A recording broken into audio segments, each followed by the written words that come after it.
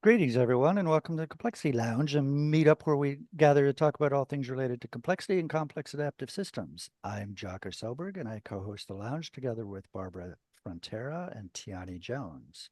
Today, we welcome Gregory Vigneaux back to the Complexity Lounge. He appeared in episode 8, and I encourage everyone to check that out on our Complexity Lounge YouTube page. Greg has made a deep study of the work of one of the giants in complexity theory, Humberto Maturana. Greg is a former wildland firefighter who is now a speaker, author, researcher, and consultant. He holds a bachelor's degree in wildland fire management and a master's in emergency services administration. So, Greg, welcome to the lounge. Thank you. It's good to be back. I think it's like almost 4 years to the month. So this is a really cool thing to be back on the anniversary. And I see some familiar names down the way here.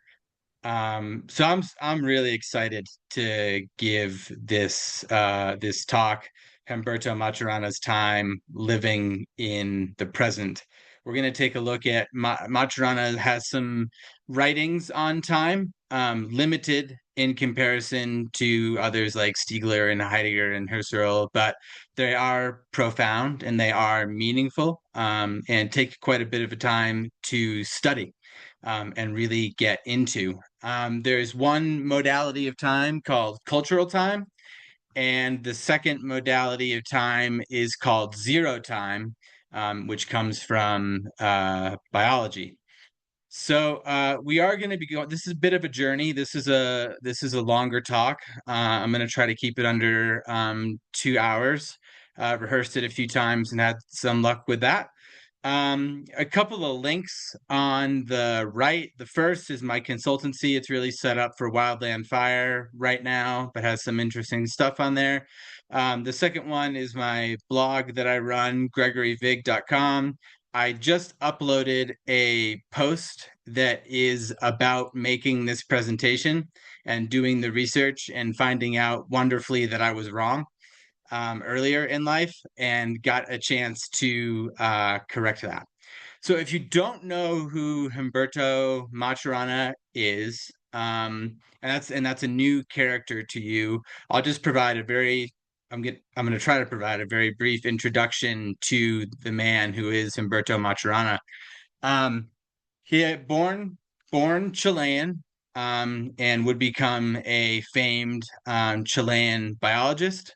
He was born in the 1920s. He did his PhD in Boston, Massachusetts at Harvard, and then did his postdoc at the Massachusetts Institute of Technology. So very early on, I don't even think he was 30 yet. He was in the right place at the right time.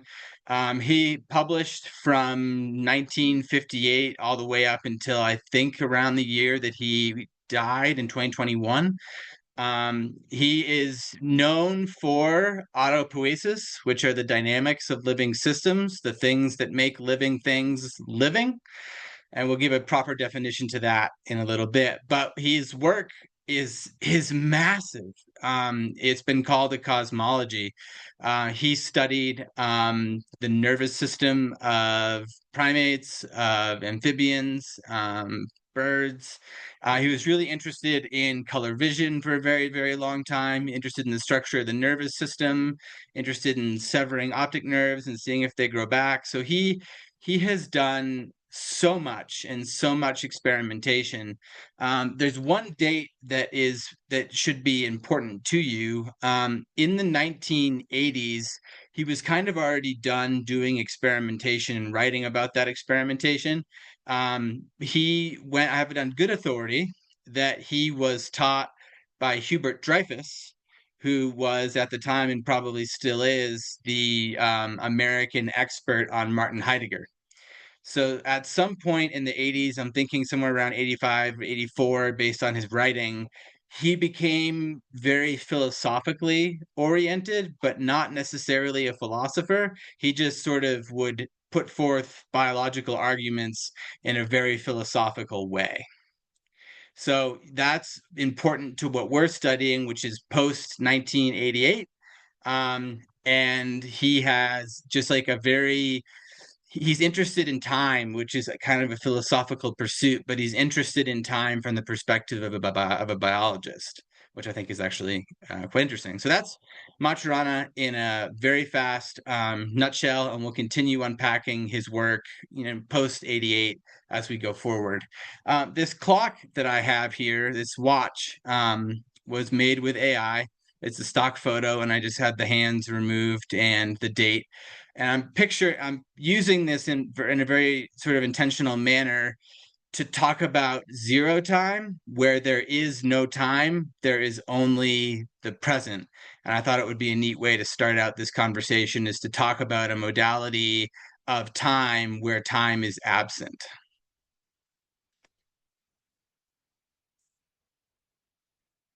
All right, so just like brief agenda, going to ground the discussion. We're going to move through an address that he gave at the University of Chile, where he worked, called The Nature of Time. It was published in 1995.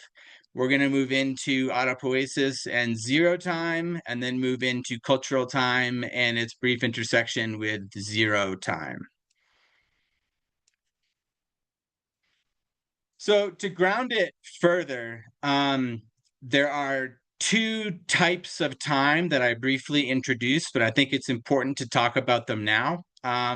One, cultural time, is invented human time.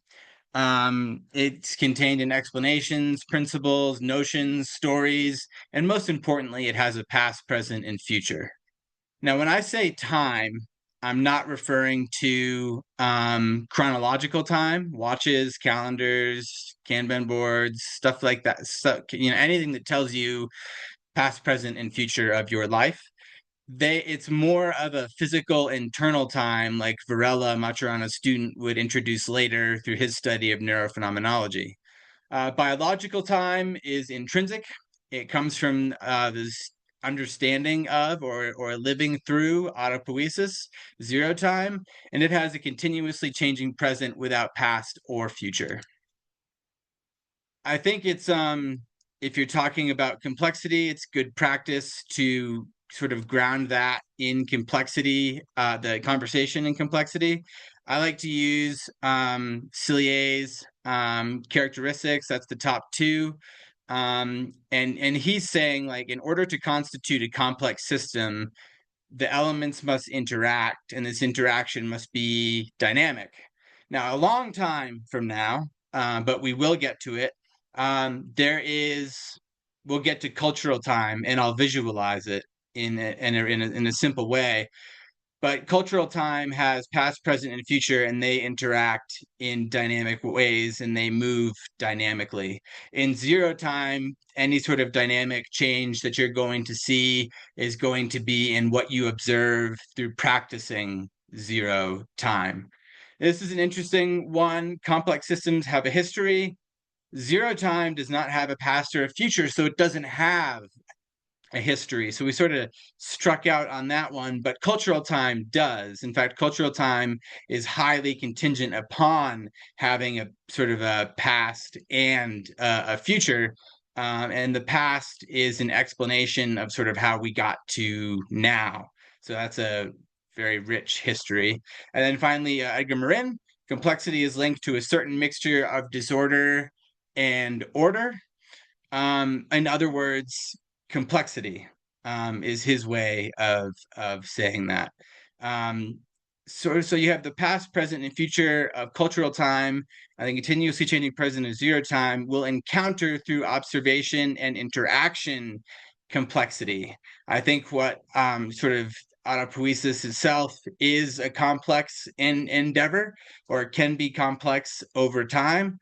Whereas past, present, future, cultural time, being able to live in those different sort of slices of time or ways of manners of living brings its own complexity as well. If you're like really big into Maturana, like I am, this quote won't be a surprise. It's actually two quotes put together. the first thing is that everything is said by an observer to another observer who could be him or herself. And I think it's really important to elevate the inner narrative that we have running, or most of us have running, um, where we are continuously talking to ourselves, and we have this sort of running, not necessarily a story that we're telling ourselves, but like a narrative that we're recording. So we could be talking to somebody else, but we could also be talking to us. And that's Maturana sort of teeing up the conversation to say that you don't have anything without someone talking about it. You don't have anything without the observer. And there's multiple ways that we could run with this, but I think language makes the most sense. He says the observer is a manner of operation of human beings in language. So it's the human being operating in language that is an observer. And it's this in language part that we want to pay attention to. It's because it's fascinating. It's also really important. To Maturana, he says like nothing really exists until you talk about it. So he goes on to say like, there's all these like things in the world that we bring forth through our operation of language. So for an observer, everything said, everything brought forth has been said by an observer that could be to him or herself. This won't be a major sort of proposition throughout the talk, but it will resurface a little bit on when we get into the time portion. There are two pathways in Maturana's work called thinking and explaining. I actually was lucky enough to have this already from the last time I was at the Complexity Lounge. I figured I would cite myself here to avoid plagiarizing. But there are essentially two pathways of thinking and explaining. And the first one is objectivity without parentheses, and there's two bits of information I think that you should know about this. In this pathway, what everyone is trying to do is grasp some kind of external reality that like exists out there somewhere. Um, so and they try to validate their explanations of experience through entities that are believed to exist independently from what one does. That's not necessarily I don't think he's knocking on religion at all. That would be out of character. But he is saying that maybe there's like some external form of measurement or some external standard that you're trying to sort of validate your explanation by. And we'll get into explanations a little bit further. So this is where this work today is going to fall. Objectivity in parentheses, constitutive ontologies. Again, there's sort of two bits of information that are important here. What exists is dependent on what one does. This goes back to the last slide with the observer. We are the source of reality and the systems in it, the complex systems in it. Explanations of experience are constructed out of the coherences of experience. Translation, we explain experience with experience and are validated by one's listening, who could be ourselves or could be someone else. And that listening is like that implicit sort of criteria of what you are willing to accept as an explanation for a particular phenomenon. And then this is building towards zero time, which is about 2 sections away. Jude Lombardi, whereas zero time, always in a presence, which can be translated to, or an alternative word is present, is indescribable. So you get some, in this particular book, you get some real proponents for zero time. And I'm going to talk about that today, as well as what zero time might get us and why we might consider something like that. But before we do that, we're going to hop into The Nature of Time, which is a really important paper by Maturana in his work on time. There's another letter, and then he mentions it across a bunch of journal articles, but this is like probably the fullest work on time. And it's and even for Maturana, it's a bit difficult to understand his phrasing, his sentence structure. But upon closer study, there's some really good stuff in there. So he starts off by saying something that I have found to be true through the creation of this presentation, that using the word time in daily life is not problematic. It's not an issue. The issue comes when we try to sort of explain or reveal what we do as we use the word time and how we live as we use it. Which is actually a very tough question to ask. I think if you ask most people what time is, they might show you a watch. But it's much more difficult than that. And one of the difficulties lies in is that there's so many narratives to choose from that you could select to follow. In this presentation, of course, I've chosen Maturana. So it's hard to put into words what you mean by time. And Maturana, I think, has a tough time with it himself. But I wanted to get into this idea of explaining, because it's going to come up in a few places throughout this presentation. If someone asks you, and these are two observers, one observer asking the other observer, I drew this really, really poorly a few years ago, and my friend Caleb in the past couple of years helped me make a final version. But what happens is essentially is somebody asks you a question, and then to answer that question, you propose a generative mechanism that, if allowed to operate, would provide a satisfactory answer to the question being asked. And I have a big loop here. Normally there's some other stuff. Sometimes design stage fits in there, design phase. And then you go down to the informal condition, which is very important. That's where all of you are right now, is you are listening to me try to explain Maturana's work on time, or explain Maturana's work on time. And you have some usually implicit criteria as to what would be an acceptable explanation for this endeavor. And if that doesn't work, we would have to go around, and in other circumstances, we would go around the loop again and try for another generative mechanism and try to pass through the informal condition. So the difficulty is not in sort of just saying time and understanding time and design and time and, historical and time, but it's really explaining how time, what you do as you use the word time and how you live. So I think I only do this once in this particular presentation. There's a definition of time coming up from Maturana, but to explain it, I really felt as if you needed to really define some of his ideas and terms first. But he doesn't necessarily define coherences all that well, even though he uses the word. He doesn't define coherence all that clearly. There's one reality, or the search for a compelling argument. In 1988, he does get pretty close to it.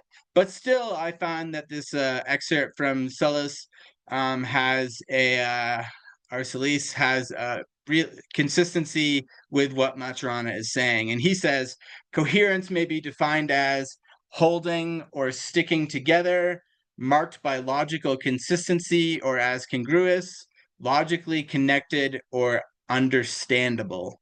So these ideas of coherence are going to sort of follow us through the next couple of slides as we get to Maturana's definition on time.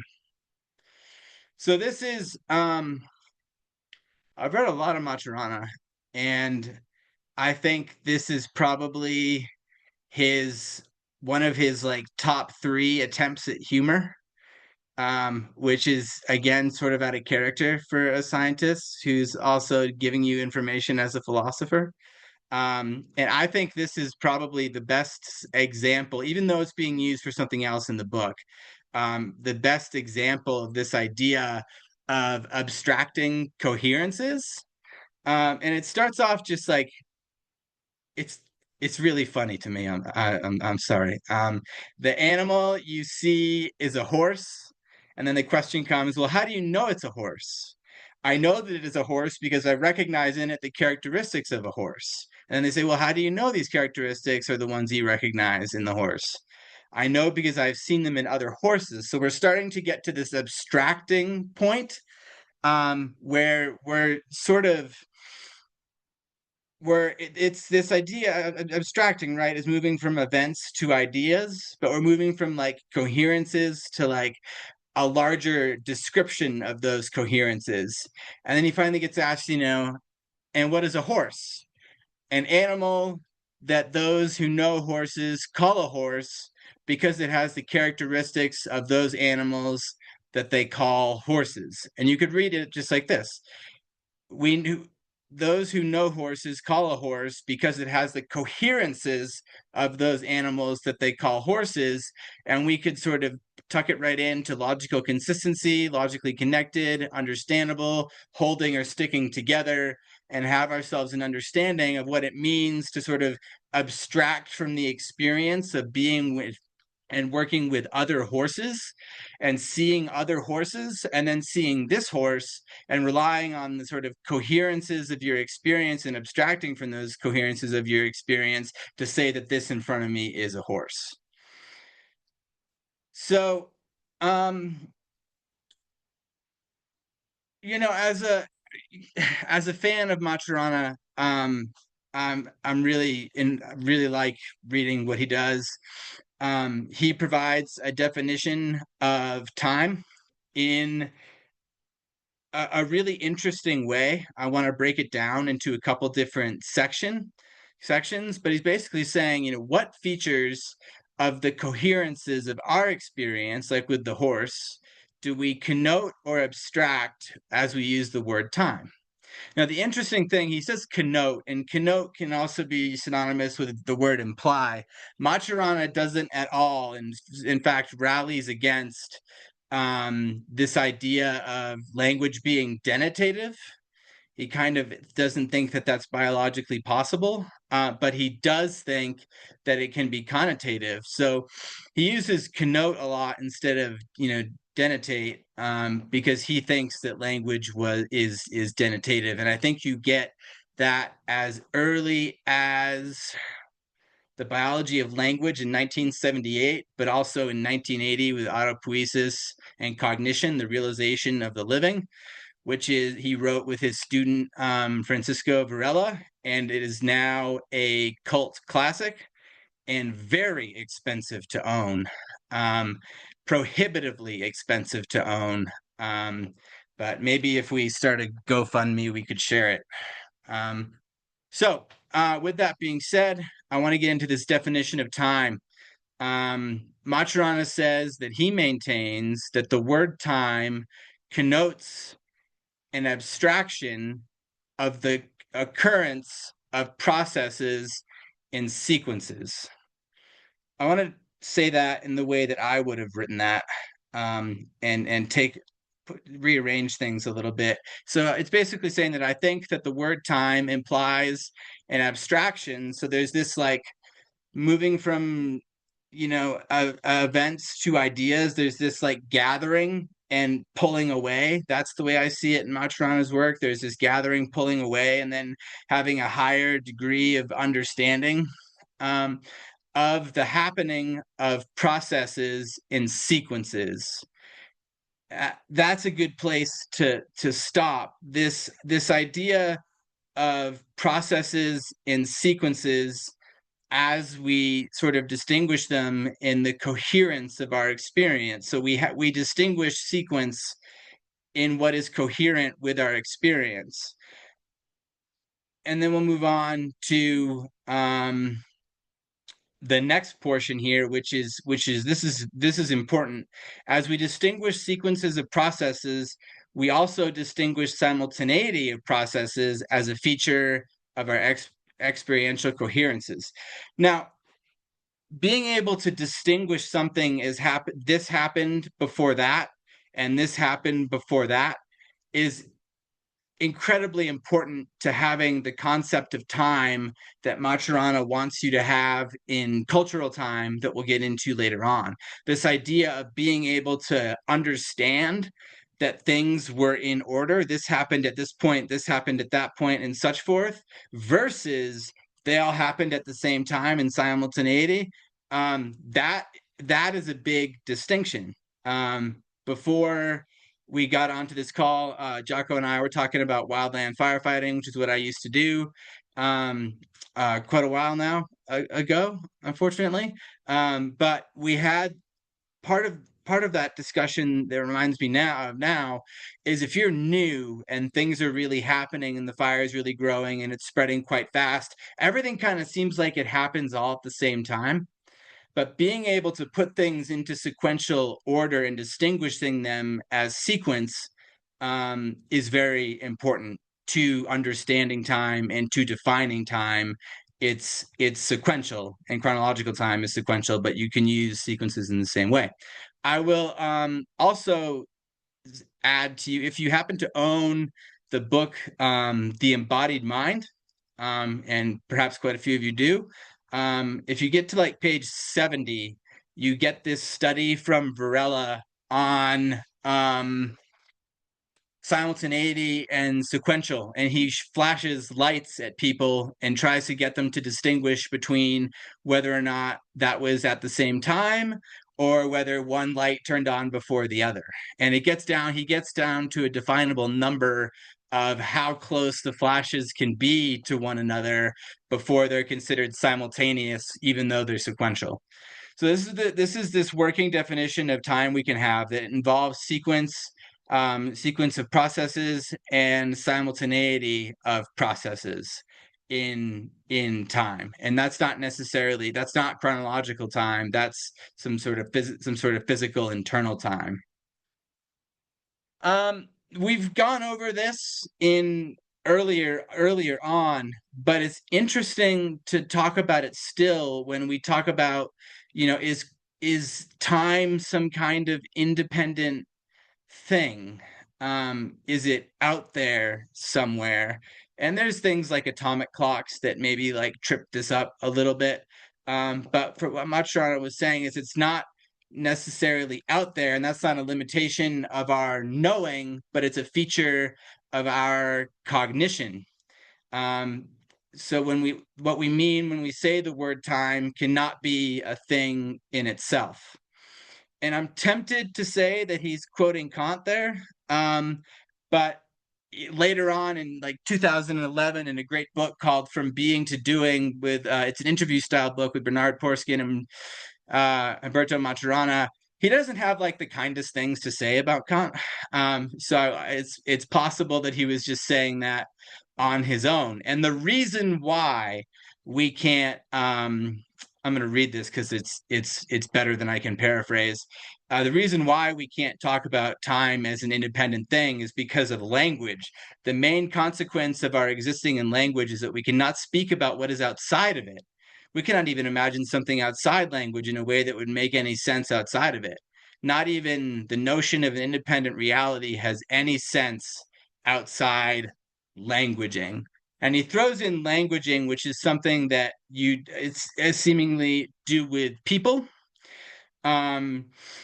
And I think that it's pretty strongly does, and this idea of consensual domains and such forth and such forth. But what's important here is that we live in language and therefore can't describe anything outside of language. And he's actually asked at one point, is language a prison? He says, no, language is not a prison. It is a form of existence that belongs to humans. So language is not a prison or a limitation. It's actually I would say an enabling constraint, and I would say that quite carefully. But I think the more language you have, the more things you can articulate and refer to and reference and describe and explain. So the more language that you accumulate, the more things you can bring forth in your life, which is sort of part of what the pursuit of complexity, I think, reminds me of. It's also interesting, Maturana in 2008, in a book called The Origins of Humanness, actually sort of says, Heidegger is wrong. Language is not the home of Dasein. Rather, we live in language. We operate in language. So he's trying to draw a distinction between this idea of Dasein being at home in language versus our existence is language, not Dasein. Okay, so now we're gonna phase transition into autopoiesis and zero time. And I think this is some really important stuff. And you don't read about it a lot. It hasn't really escaped its home container all that well. But we're gonna move through a few things and talk about it. And we're gonna start by sort of defining autopoiesis. The textbook definition comes from Autopoiesis and Cognition, the realization of the living. This is a much clearer definition that doesn't involve containing three definitions inside of it. This comes from that book I was talking about, From Being to Doing, The Biology of Cognition from Maturana and Pohorskin. And it's just beautiful because it talks about a living system, and that whenever we find a living system, we find a network that's producing molecules that interact with each other in such a way that they produce molecules that in turn produce the network that is producing molecules and determine its edge or boundary. Such a network I call autopoietic, and they use the cell. And I think the cell remains sort of the quintessential autopoietic entity, although some things changed in 2016. So the whole idea here is that you have a network that produces molecules, and those molecules interact with each other in such a way as to produce molecules that in turn produce the network that produced them and determine its boundary. So that's the idea of autopoiesis, and we'll get into this in a little bit different ways. You have different types of molecules, not limited to, but including water, proteins, carbohydrates, lipids, and nucleic acids. This is a version of a cell here, and we have another one coming right up. This is my favorite slide, and I may actually dwell here for a bit. I want to do the text at the first part. I want to tell you at least what it says, and then move into it. On the bottom here is the first definition of zero time from that 1995 paper, The Nature of Time, we just covered. This is the definition of zero time. It's a great paper. And then on the top we have from 1988. So this would have been after his philosophical teachings or awakening. Called The Ontology of Observing, which is a great paper to get into. And I think this is a beautiful quote. He's saying that autopoiesis is a dynamic process that takes place in the ongoing flow of its own occurrence and cannot be grasped in a static, instantaneous view of the distribution of its components. So basically, you can't take a picture of autopoiesis and understand autopoiesis. You can understand autopoiesis from the perspective of that photo, but it's incomplete. To really capture the essence of autopoiesis, you would need to capture the entire life cycle of that cell, some of which are very long, some of which are for the entire length of your life. I think the cells, most of the cells, the ganglion cells in our eyes are for most of our lives, but that's from a very distant memory. So you can't take a picture of it. And I thought to myself, well, how come I can't take like a long exposure photo of it? And even that is bounded. That's not going to cover the 1-2 days of the cells, I think, in the small intestine. You're only going to capture a little bit of it, but you won't understand autopoiesis in full, or that cell's autopoiesis in full. So because this is so, because you can't capture a static, instantaneous view of the distribution of components, therefore, a living system exists only through, and this is where we start getting to zero time, a living system exists only through the continuous structural transformation entailed in its autopoiesis. So a living system exists through autopoiesis that involves continuous structural transformation. So to take a side quest for a minute, structural means something very particular in comparison to the word that accompanies it called organization. So structural means if I go through this cell over this rough image of a cell and I change where everything is, I have changed the structure of a cell, the cell. But there's a threshold. Like if I start deleting things, removing things from this cell, eventually I will have compromised the cell itself, and its organization as a cell is no more. So the way Maturana explains this in his second attempt to be funny is he takes a table and he says, oh, I wanted my son to learn how to saw, so I gave him a saw. And he cut the corner of my table off. But that was just a structural change. If he cut the table correctly down the center, I would no longer have a table, I would have something else. And that's an organizational change. So it's important to think of autopoiesis as changing the structure of a cell and not the organization of a cell, which you would no longer have a cell itself, you would have something different, probably quite distributed. But one of the things that gets me going on this one is there's this continuous structural transformation. When I initially encountered this image or one like it, it was in the 1980 Autopoiesis and Cognition, and there's a lot more arrows and things going on in that. But for to not steal things, this is how this sort of comes out with a little less density. I thought that what they were trying to tell me was that the molecular pathways of transformation from network that produces them to interacting to producing more molecules to having molecules that then produce the thing that produced them. I thought it was a very static image, and I thought things just moved around it.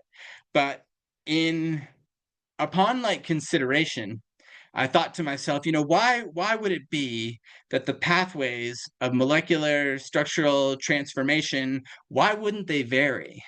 Why wouldn't they vary to accommodate different conditions within the cell that reflect different conditions within the animal, the human that house the cell?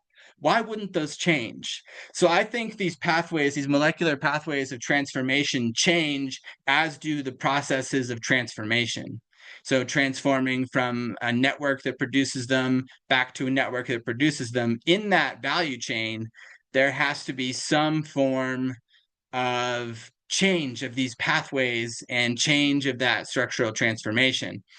So this continuous structural transformation is a lot like what we're going to see in a minute, which is the continuously changing present, is how zero time is described, which is actually quite apt and beautiful. So it's a continuous structural transformation, but also continuously changing present. So you get this idea here that things are always changing. It's a continuous cycle of transformation. And I want to pose the question now, how will we see this play out? Does observation follow biology? Does observation and experience in any way scale up or connect to or exemplify its autopoietic roots? And I think we're going to get there in some way, but it's if this is our mode of living, continuous transformation, is that also our mode of observation? Is that our best mode of observation? And I'll attend to that question. So below, you have living dynamics that disappears as it takes place. Autopoiesis, as you're going through these processes of transformation, they disappear once they're done, and new ones sort of take over or occur. I don't think they necessarily leave anything behind as new molecular transformation pathways are formed. So this is incredibly important, and we're gonna see it many times over the next slide. Living takes place in no time, without past or future.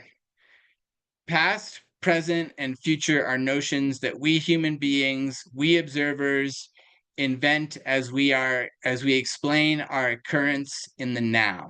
So you get two things there.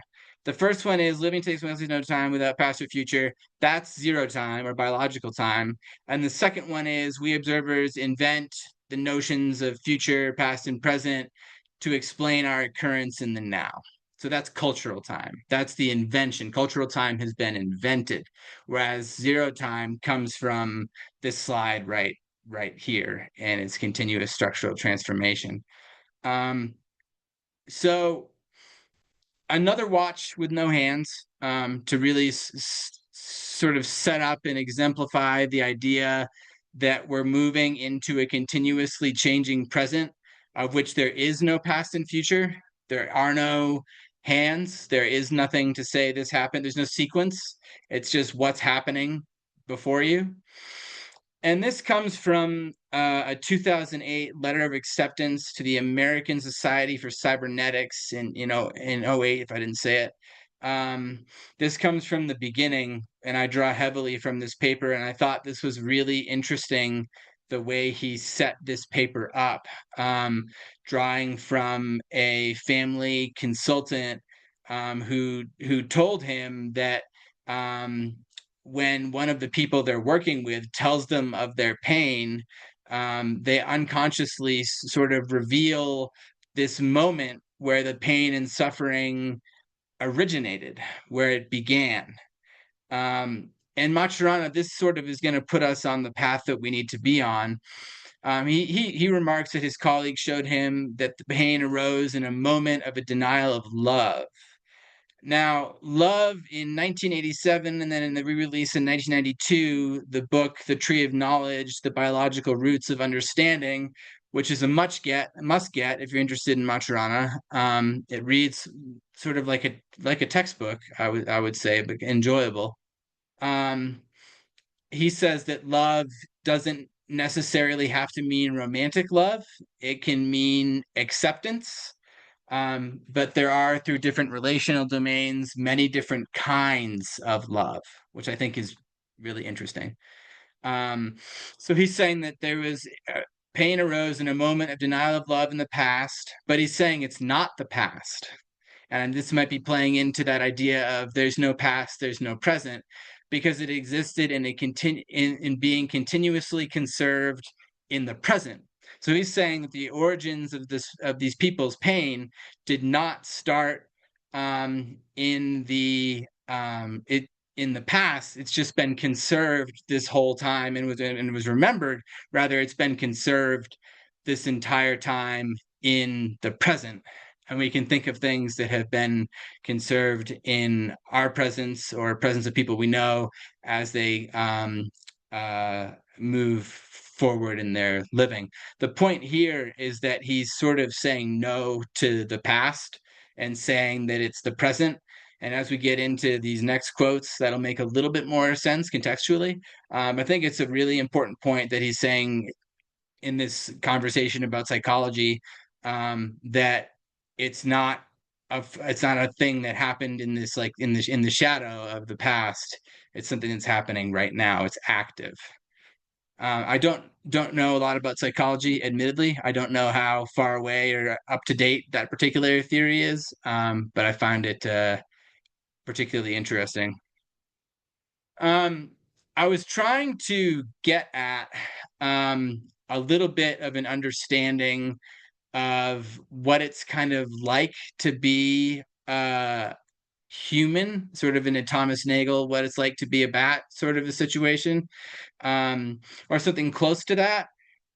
But some things had changed in this 2016 quote. As living systems, we human beings are considered molecular autopoietic systems.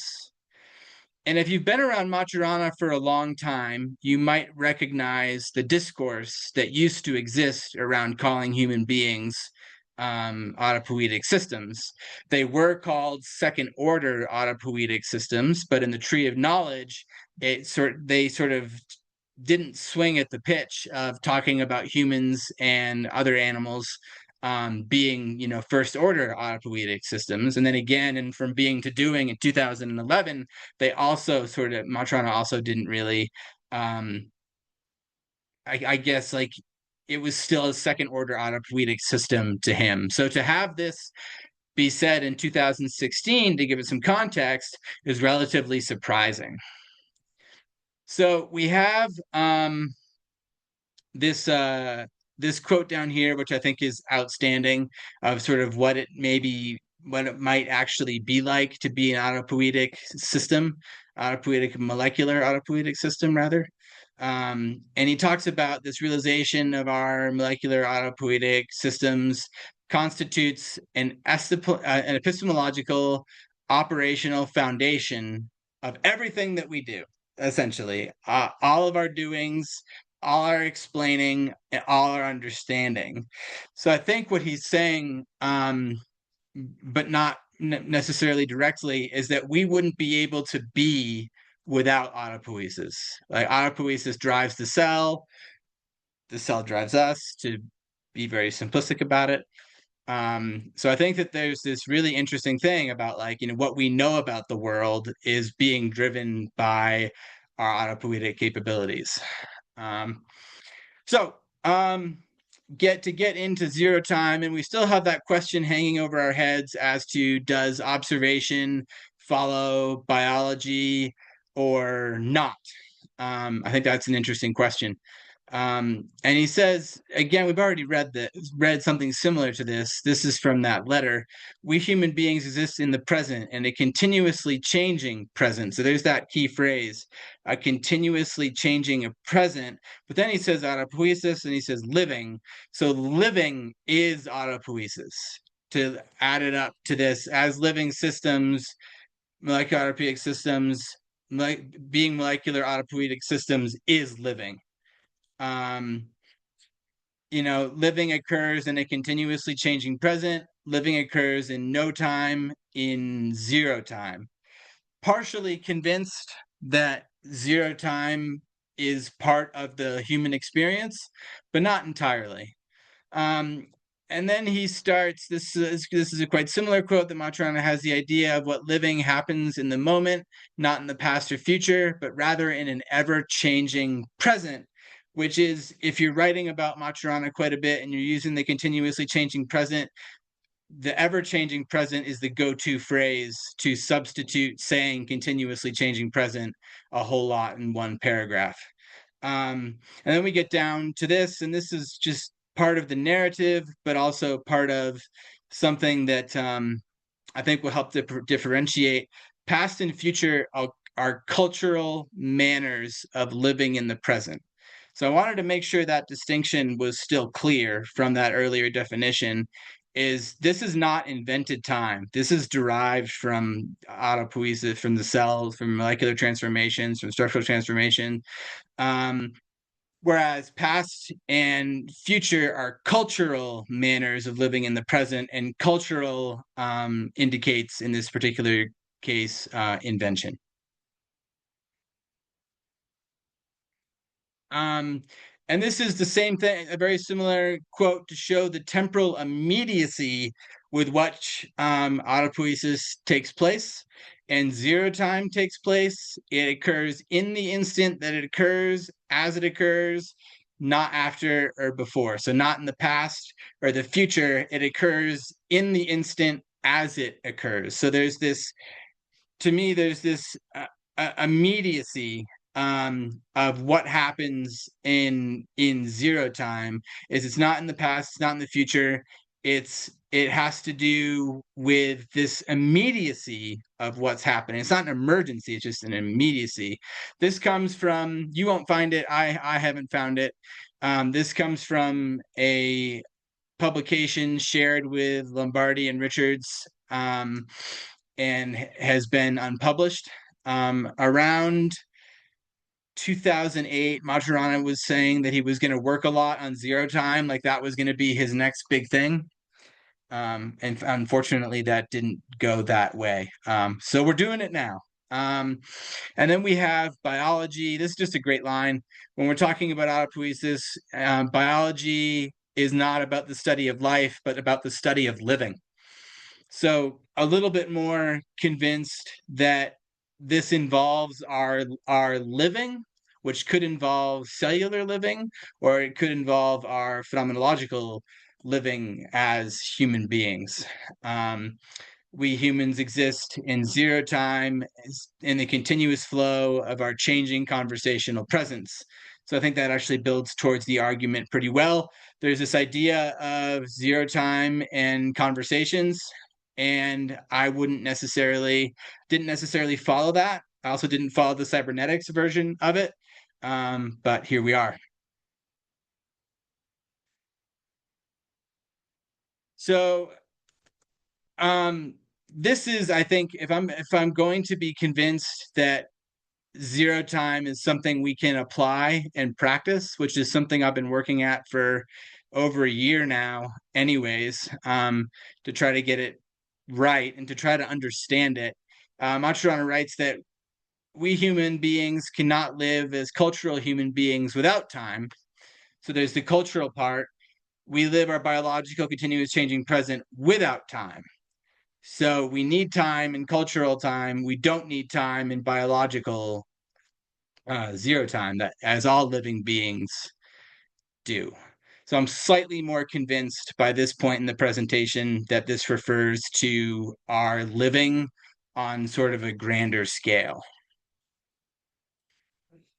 So I think when we start talking about zero time, my attempts have been in the woods, on hikes. I started sustaining it without wearing a watch or having my watch face tell me what time it is. That was like my first movement. And then second movement was to not know what time it was afterwards. And this sort of got me in the general direction. But I most recently realized that you can practice zero time when you're doing a run or a hike or some sort of a workout. The mind seems to like be attuned to zero time a little bit more when you're just looking down at your feet, or you're just looking down ahead of you, or you're just or not looking ahead of you.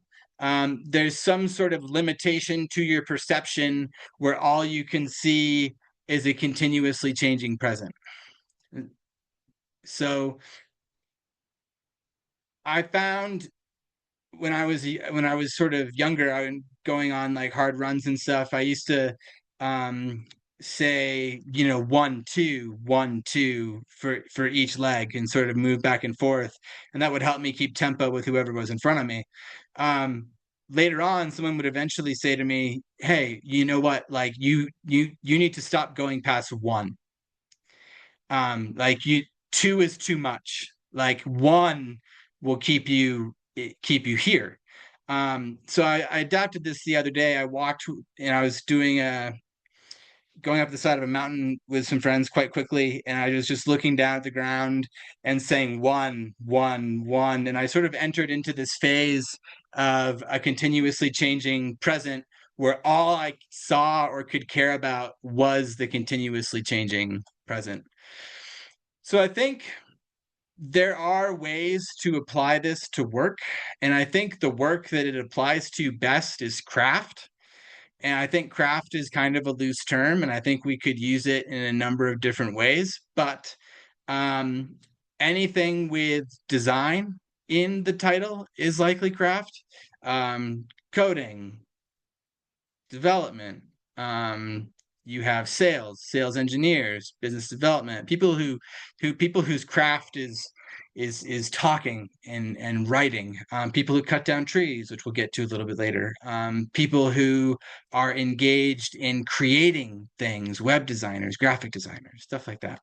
I think there is time where it is appropriate to encourage and set up the scaffolding for people to not have a relationship with time for a while, but focus immediately on their medium and their interaction with that medium, and then that medium's interaction back with them. Maybe it's a really sensitive project. Maybe it's something that needs to be done in a certain way. Maybe you're looking for a particular outcome through zero time. But what I have found is more of an awareness of what I'm actually doing versus what I'll be doing later versus what I've already done. Zero time, being this observer in zero time in here, has kept me. It keeps me centered. Like, it's supreme, immediate focus on the present. And this is my somewhat goofy graphic to describe this, but describing the absence of time, drawing the absence of time is actually a bit of a tough one. So we have this observer in zero time, and this is what you're seeing, right? You're seeing this sort of lens flash kind of at the top of this disk here. And this is the continuously changing present. And if you're in zero time, this is moving around you at varying velocities and moving counterclockwise and clockwise and then transitioning back and forth quickly. And it's moving around and it's changing color. There is change, but it's limited to what the arrow can see. Right? That's the continuously changing present. And that's the same thing that you would see if you were watching an autopoietic cell go through these molecular transformations. You would be seeing all this movement in a very sort of narrow cellular bodied element. And you would be watching this entire time as things change around you, but there is no past or future. It's just what's in the present. And that's a whole attitude. I think you can get into this function of zero time and do so effectively. And I think you would benefit from that by having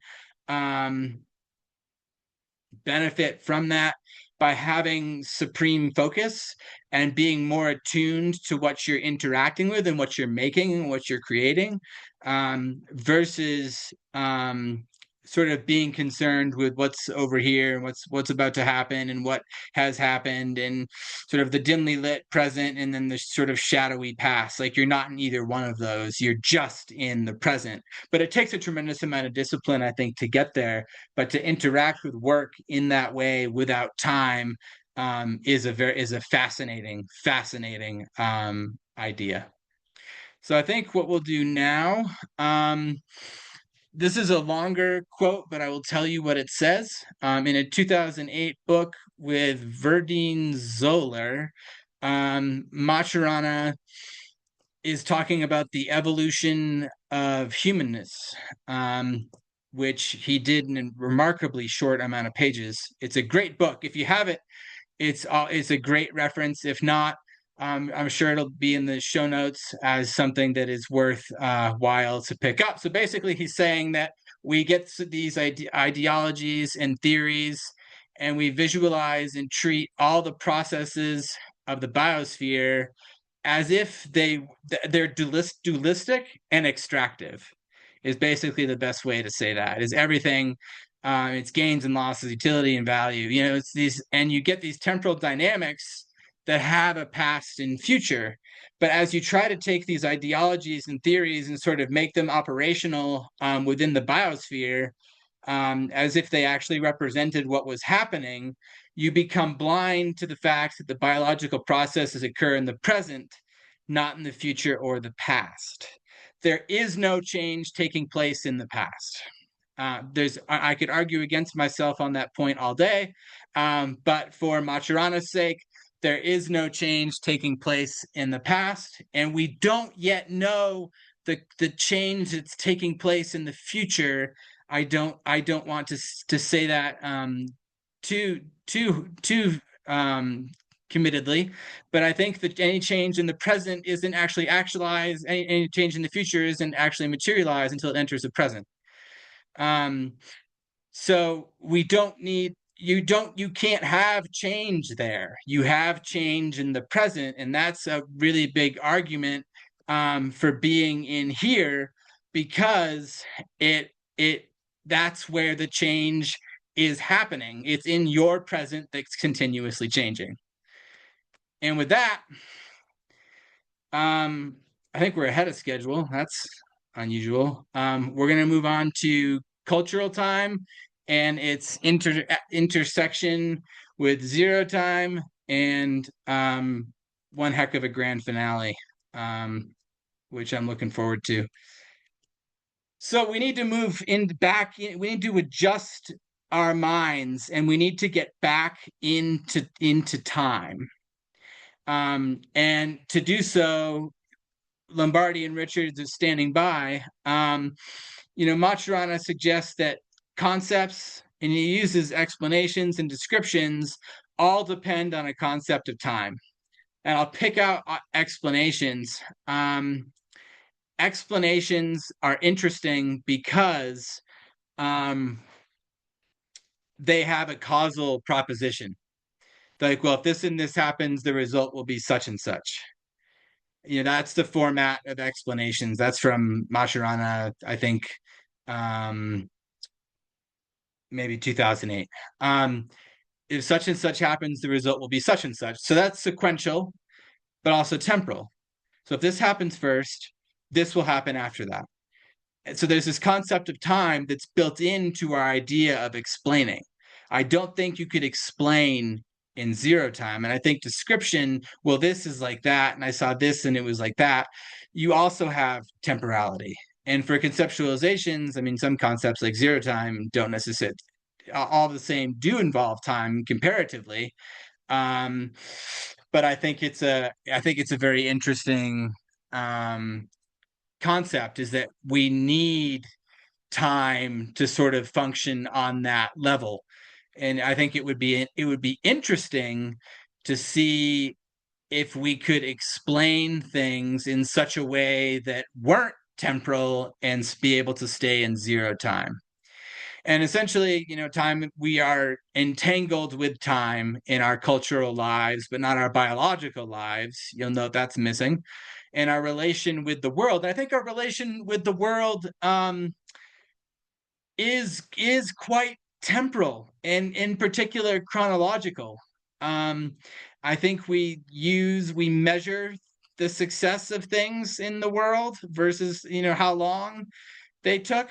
That only took me 18 minutes, and now I have all these minutes to do this. So I think our relation with the world does tie back to time quite a bit. This happened after that, and that happened after this, and there is a lot of time talk in how we relate to the world, and I think we cannot live without it.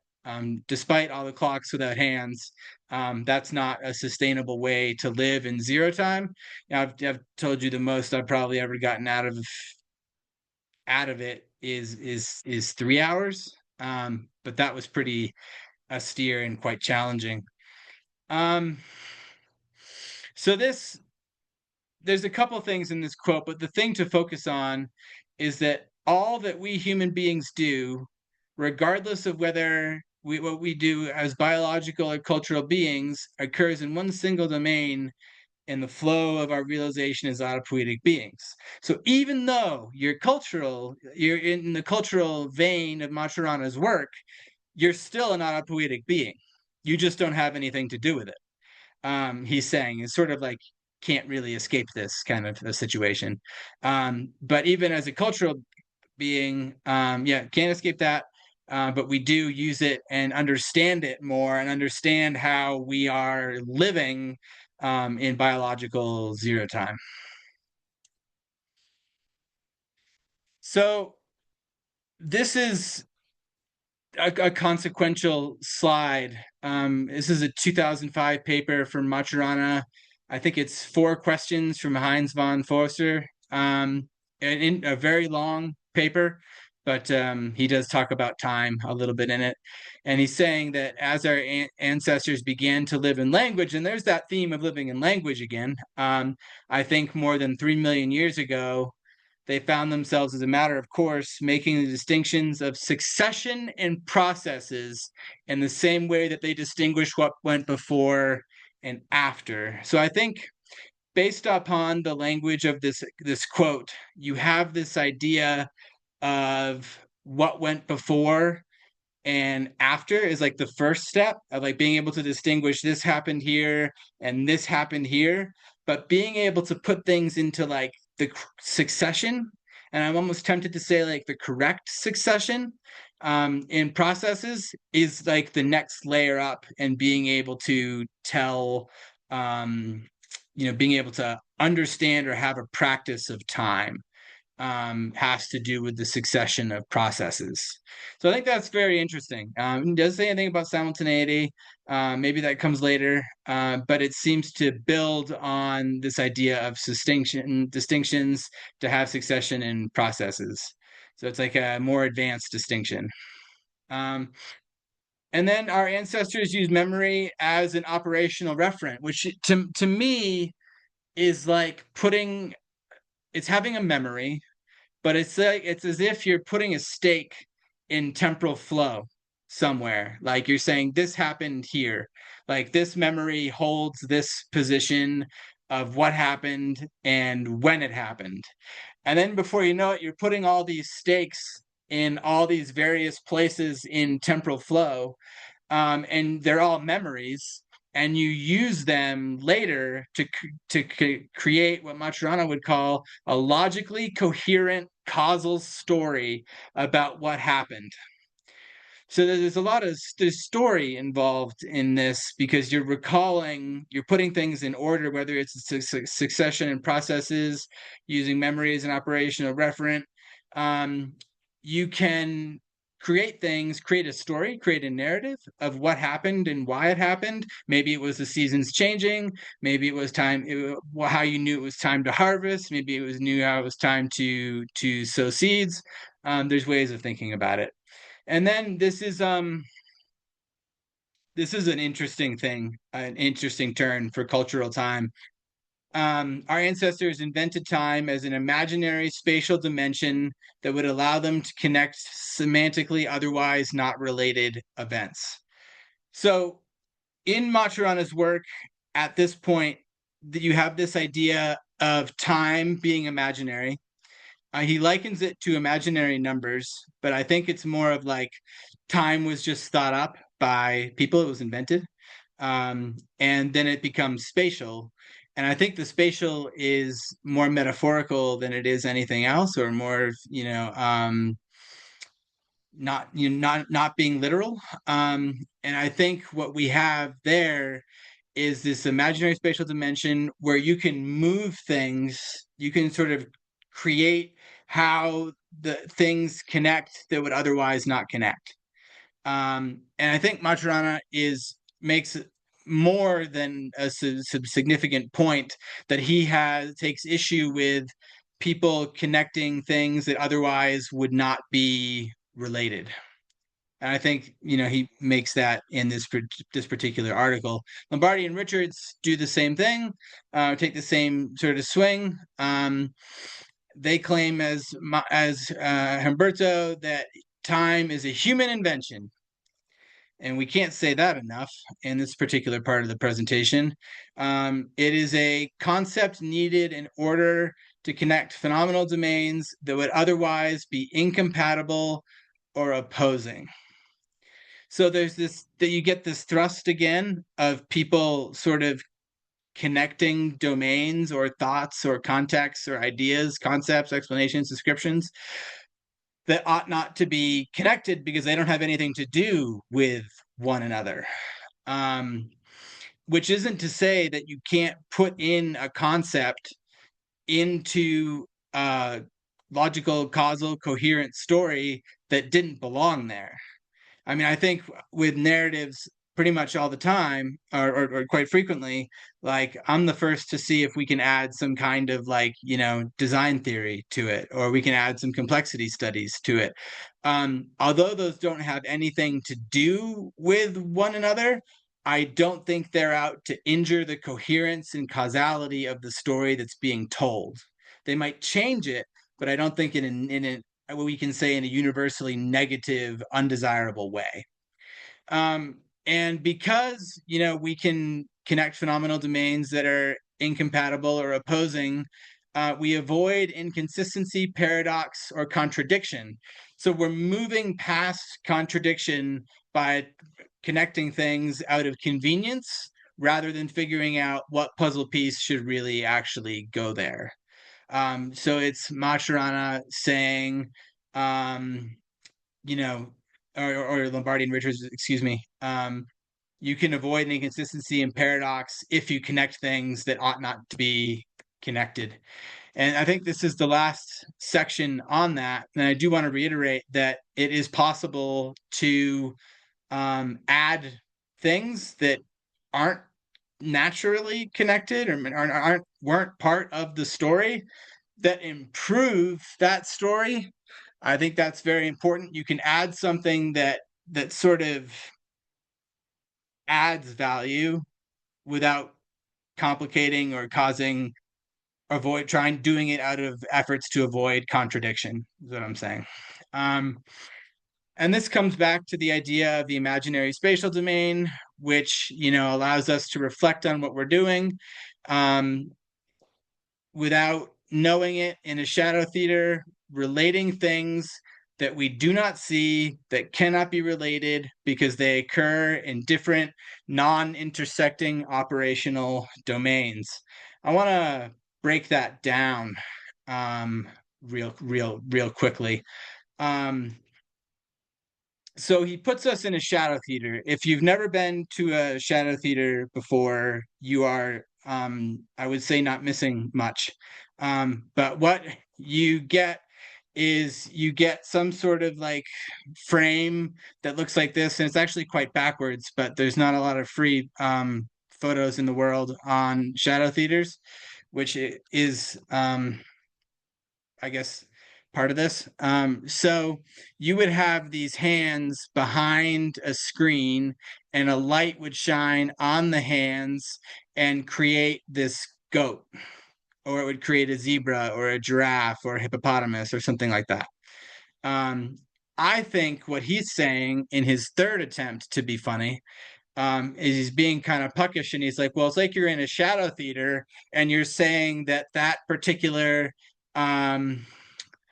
that goat has something to do with a goat behind the screen.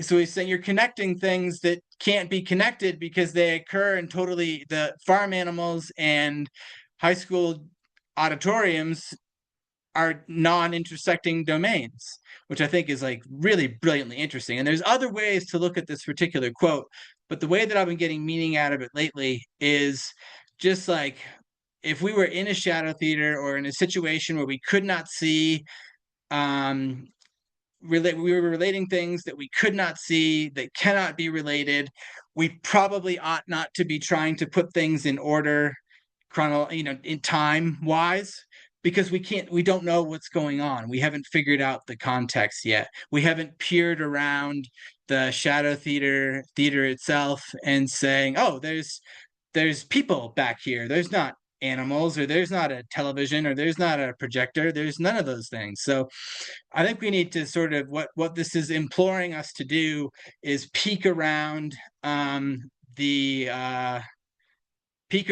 theater and look back there and see what's really going on before we start relating domains in time sequentially. So now we get into some really cool stuff. This idea of past and future not being involved in zero time is now fantastically involved in cultural time. Past and future are manner of living in the present. So this again, Humberto Maturana's time living in the present. This is what I'm talking about. The zero time has the continuously changing present. Cultural time has past and future are manners of living in the present. And the past is an explanatory proposition of how what we live has come to be. So that's the past portion. And the future is an image that we live now of how our now will be transformed. So the past is an explanation. I think the future is explanations as well. I think the first one is, okay, so if we are living now, what will we do when our now is transformed? And someone has to come up with like a generative mechanism, a causal proposition to figure that out. All right. But you can also ask multiple questions of the past and the future, like how much time do you want to consider, what happened that what are the big things that happened that have charged what we live has come to be. What is responsible for our present? What are the big things? It depends how granular you want to be with asking that question and thinking you're going to receive back an explanation. But our now could be transformed markedly. Our now could be transformed wildly or subtly. So we need to be asking multiple questions about what if our now will be transformed. It's not just one, it's multiple, and those exist out there as blueprints of what may at some point happen. So then you get this second idea of the future where if the operational coherences of the present being lived now are conserved and the continuously changing present being lived. So what if things are conserved? And I think this goes back to Maturana's earlier point in that same paper of being conserved in the present. I think that is an excellent point to make. We have two futures we need to worry about: transformation and conservation. And in some cases, conservation is worse than transformation. So we have a very interesting look at Maturana's thoughts on past and future that sort of come over, or will come over. Excuse me just a moment here.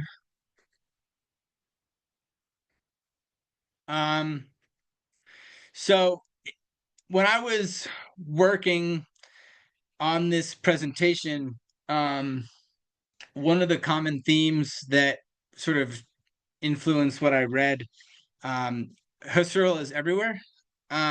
He's a really big part of time, and he should be. He's a really big part of time studies. And I decided to reuse a graphic that I had used initially for this presentation a long time ago. Husserl's work is really fascinating. I mean, his work on time consciousness, internal time consciousness, is not necessarily that long, but it's filled with a lot of really interesting stuff. So if you'll join me down here for a minute, we have this is called the threefold structure of internal time consciousness, I believe is the formal name, and the primal impression is where it starts. It has every now that we have, every now in sequence is the content of a new primal impression. And then you have retention. Now, the way that Husserl talks about this and other people who think about him talk about this is that the sort of the way to understand this is through the melody of a song, like a beautiful like piano piece or something. And you have these retentions, which is this continuous holding on to the past as the present is slipping away and sinking into the past. So it's the sound that you just heard, or the sounds that you just heard, that are still present, but they're slipping away on what are called retentional threads. And they're moving into the past. Now, I'm not an expert on Husserl at all. I think his work is fascinating. But I do think that some of the concepts that are being talked about here will be applicable to my next visual slide. And then you have So you have the retentions of the just past, and then sort of the just coming, or protension is the continuous going beyond the present, as going beyond the present as opening into the future. And you have these like anticipations of what note will go next. And I either heard it from Dr. J. Bloom or I read it in a book. But we're happy when we're surprised when it's a different note than we were expecting, or we have another reaction if we don't particularly like it. But I've definitely heard him say that, and I maybe have read it too. I'm not sure. But the things that will become immediately sort of useful to us is that retention. So these retentions down here are primary memory, whereas recollection, which is a longer time frame, is secondary memory, and expectation is secondary anticipation. That's going to become important in just a second, because I really want to focus on building out, so what is time to the cultural sense, because it's not necessarily as clear as zero time. There just isn't time, but there's other stuff that's in there, but it's not concerned with time in any way. So this is a very early graphic in my understanding of Maturana's time. And I want to touch upon the zero time part first, and then I want to get into future, past, in different temporal dimensions. So as we saw from that definition from 1995, living has no past and no future. So zero time has no past and no future. So if you have all this future and all this past, you can't have zero time. You're not in zero time. It's not a possibility at that moment. But you can move back and forth. You can push away the past, push away the future, and then you're back in zero time until you need to re-engage with the future again. So you're sort of like, I guess, oscillating or wavering, exchanging back and forth between I want to be in zero time versus I want to be in the future and open time. So you can't, this picture as it is imagined right now, you couldn't possibly be in zero time with so much past and so much future, or any past and future. So you would need to alternate those. Okay, so the past is closed. It's what Maturana calls a negative dimension. And it's drawn as closed as those little black squares there. And then the future is open. It's open to possibilities. It's open to see how it transforms, open to see how things stay the same or not. So say I want to come up with a proper example, but say you are working on a strategic framework. And the last strategic framework I looked at was only out 2 years. But still, I think it's a fair question of like, what is your format going to be? Are you first going to pull into the present as a manner of living a lot of past, so that you can understand how you got into this current situation that you're already in, and then excuse the past and sort of pull up the sheets of a lot of future to see how much you want to engage with? Now, Edgar Morin would call that a wager. And you get into like, just general uncertainty of how much future you want to play around with. You can see how much future you can sort of logistically play around with, how much makes sense, sort of where do things fall off and it's just too far out to tell. So if depending on where you are in the company organization, you're going to be having different dimensions, different widths of future and past and present as well. And the example that is probably my favorite is cutting down a tree, which I've had the privilege to do quite a few occasions.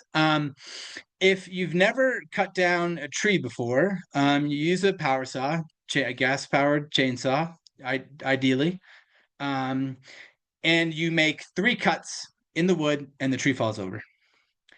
So in this particular example, what I'm going to draw attention to is that the saw is moving into the tree like this, and it's leaving behind it an open cut. That open cut is the past. The present is the wood you're currently removing, and the future is the wood you're going to remove.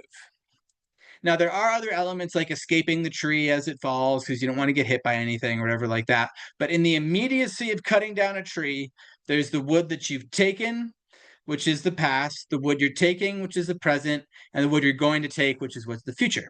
Now, I wish I could manipulate these like really easily because they would all be really thin. These dimensions change, they shift. They would all be quite thin, quite narrow, because the immediacy of your craft-based task is really small. It's like it's a very hazardous occupation, but it's wood that's gone, it's wood that's taking, and wood that's going to be gone.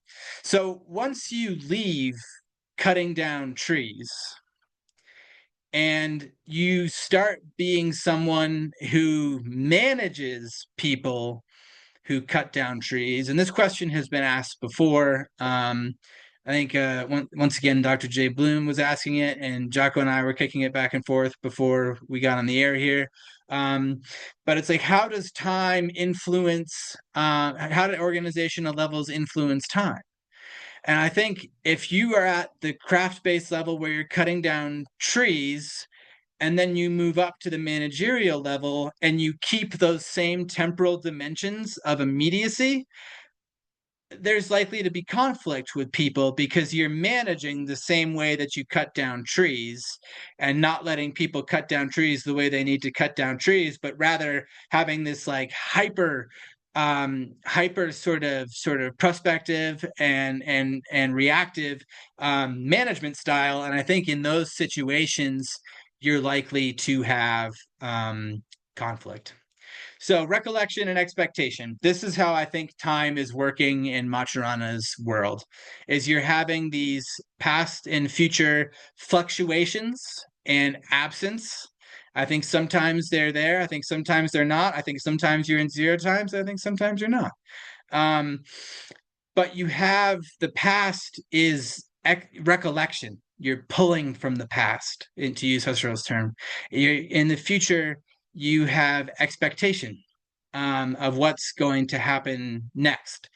And in the present, you have sequence and simultaneity to put things into order and to sort of construct, this is how this is happening in the present, this is how things have happened in the past, and this is how things are likely to happen in the future. So it's time without watches, but you're constructing a story. You have a story that's already been constructed, and you have one that's yet to be written. So it doesn't involve stand-ups or calendars or invites or anything like that. It just involves being sort of being in time. And in that sense, you are using what we're seeing here to understand the world around you. Okay, I want to shift gears here a little bit. This is an important part of the presentation. I have one slide left. It's going to just be a full-blown image of what you're seeing on the right. Little bit of background on this. This is the brilliant work of my good friend and colleague, Kelly Starrett. We went to undergrad together and have stayed in touch. She's a genius artist. I approached her with this idea. I was like, I got to figure out time and the absence thereof in some cases.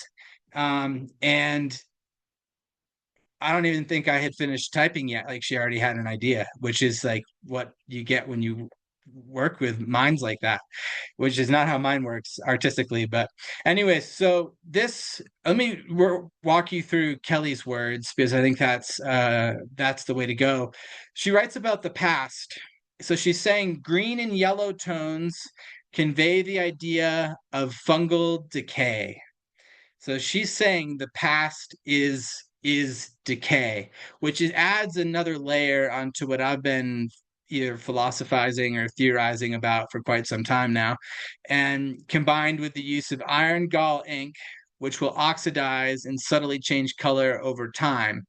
So it's not quite the immediacy of autopoietic change, but this painting is changing. I believe it's the blue ink there that is the iron gall ink that changes over time. And people have used that in paintings and things before, but it actually changes hue. So we'll see this in living color in a minute. The present is the dynamic bubbly colors combined with the texture of the glue gives a feeling of presence of life, which is up here. And this is actually hot glue through here, which is too cool. And the future is this like blueprint, which reminds me of something I think Ralph Stacey said about self-organization at some point. You don't need a blueprint, but it's sort of like the future is under construction, a blueprint which may or may not exist. And I think the not exist part is really interesting. Like you may very well not have a current blueprint for your future as an organization or as a person. And even if you do, will it, once it leaves this sort of circle that it's in, will it be accurate and correspond properly to conditions? Is it, to quote Nicholas Uman, the future cannot begin? Like, is it this, and I'm using this purely descriptively, is it a situation where your future blueprint doesn't even start? It's still under construction, or it was just the wrong one. So this is important. The technique here is a spiral being viewed from above, like a tornado, and with the middle representing 0 time, resembling an eye, which harkens back to being a construct of human perception. And I would add to language. I think language is probably part of that cognition group, but perception definitely in terms of using memory as a referent. So before we bid adieu to Humberto Maturana's time, I wanted to take a second and just look at this. So 0 time is in here. And that's the suspension of past, present, and future, or past and future. So you have this kind of like, you're looking down this very specific tornado. And what I like about this so much is that I can draw any shape that I want, and I can choose to incorporate a lot of present, a lot of past, and a little bit of future. If you can almost follow these like concentric circles that go around, like how much do I need to be able to make either good predictions about the future, good understandings about the past, or really understand what's happening right now. And if I really want to understand what's happening right now, on a sort of austere present level, I should probably find a way to practice into 0 time before I do anything else. But yeah, you can draw these shapes and sort of harness different aspects of the temporal dimensions, past, present, and future that you want. And sort of, this is actually our second collaboration, and the one before was quite similar. You can decide what you want to tell people using the art. The art can be your signaling as to like, this is temporally where we need to be in order to figure out what we need to do now and what has already happened and what we're going to do next. This is, I think, a brilliant painting. It's currently at home in California, but it helped me understand and play around with time in a really interesting way. And that feels like an excellent place to stop this presentation, even early. and move to the next phase.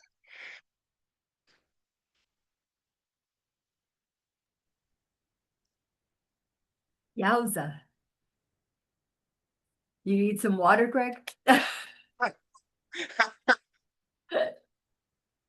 While we organize our thoughts here. Yeah. The image is amazing, and she is an extraordinary artist. Yeah, I Oh really yeah, like that. the best. Past his close in objectivity. Yeah, that's an interesting point there, Kinsey, in the chat. First, let me ask, does anybody have any questions? You can raise your hand. I saw a lot of things in the chat, but not a lot of them, framed as questions, but I can. Clark is I still on. That was There a was pretty one that fundamental someone question. had about, I'm looking back to see. I put a note that I had something to, a way of explaining it. It was about the past and future. Um, let's see, it was Clark, if he's still here. He had a question in the chat. I don't think Clark can unmute himself at the moment, so. Okay, I can read out his question. It says, I don't understand the meanings of the words continually or changing without the context of a past or future. Don't both of these words apply a comparison with a different point in time? Could you try to explain the meanings of these two words without reference to more than one point in time? Yeah, so I've written about it incomprehensibly in my notebook, but sort of I think continuous in his case, in his level of analysis means there was at one point something before and there will at one point be something after. Um, and change, I think metamorphosis, transformation, transition, something like that. Um, I think that's a valid question. I think it's a valid critique. Like I'm not going to debate against that. I'm just going to reply and say that I think Maturana is using those terms in the comfort of already having said that past and future don't exist, right? Because there is no change in the past. When they originally defined autopoiesis, it was transformation and destruction. So you lost what you just had in the course of transformation. So I think probably his logic is that I can use these words because I have already stripped past and future off of them. But it does beg a good question. In my drawings, I've sort of duplicated the autopoietic cell drawing, if you remember that.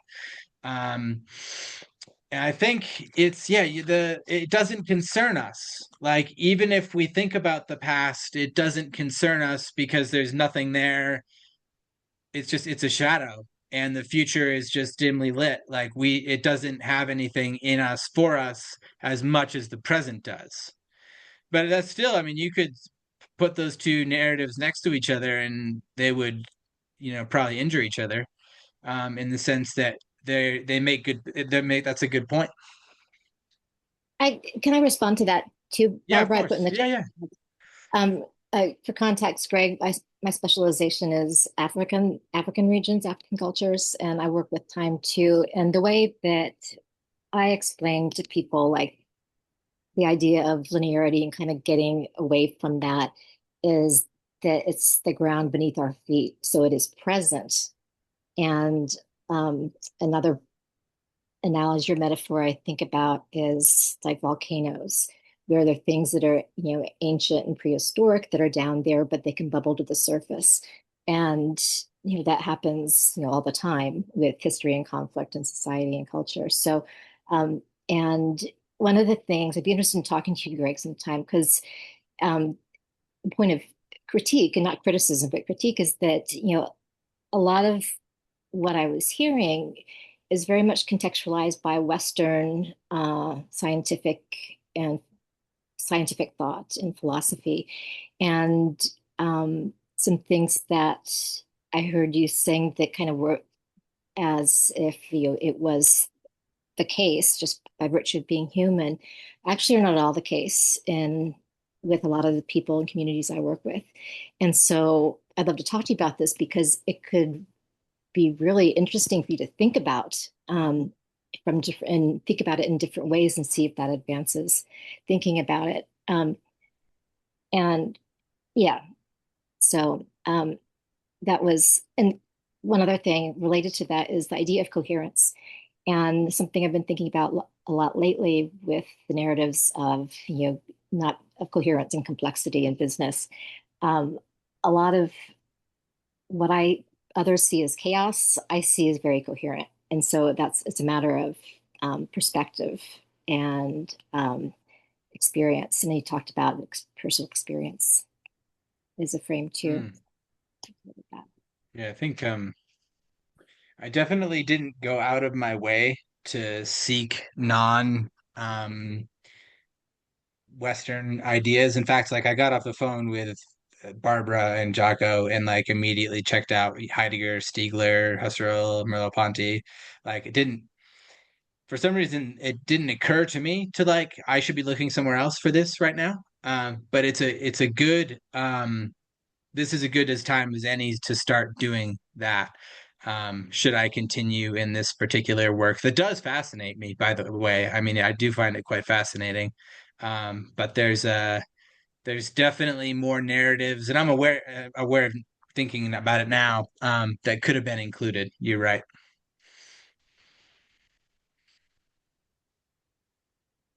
Well, but we did have a certain time box on the presentation. So yeah,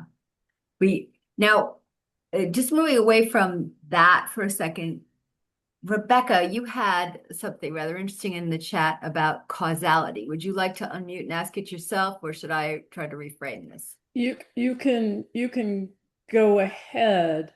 I kind of thought that, well, for one thing, as humans, we are designers, right? We're trying to make our future world. So we invent vaccines because we think they will have an effect on,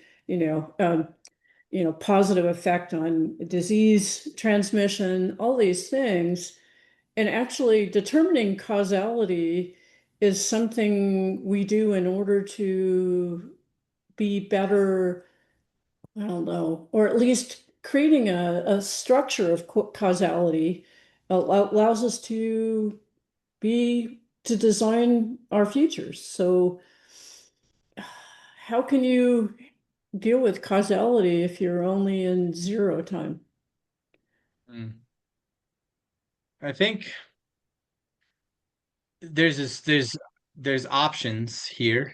If you're only in zero time, and the way that I've practiced this, I can't really like deal with anything else other than the fact that like I can see my feet moving underneath me, and minimal causality like branches and trail signs and stuff like that. But